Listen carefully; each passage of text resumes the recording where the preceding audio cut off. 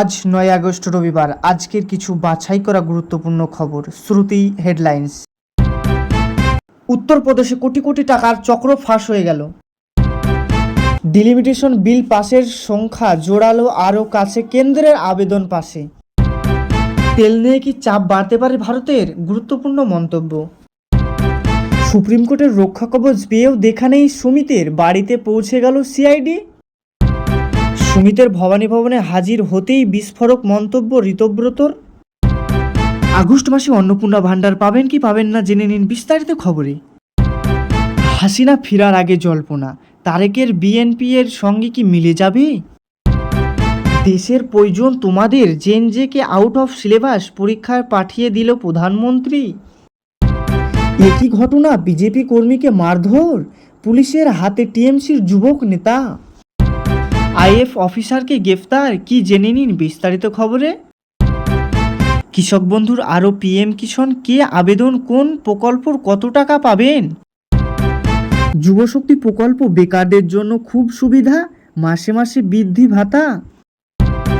শিক্ষক 12 বছর স্কুল না গিয়ে মাসে মাসে বেতন তুলেছে বড় অভিযোগ।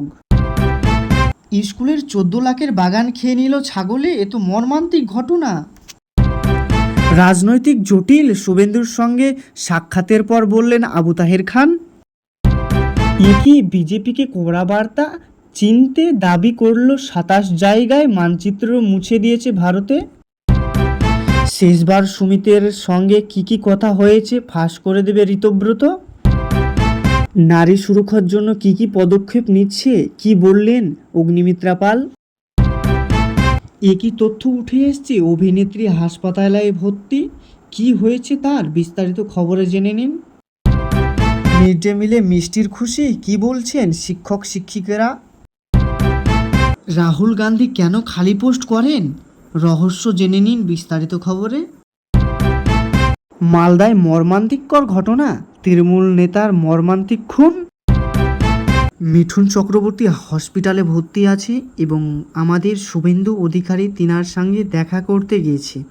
এখন মিঠুন চক্রবর্তীর অবস্থা কেমন বিস্তারিত খবরে জেনে নিন। এতক্ষণ শুনলেন সংবাদ শিরোনাম।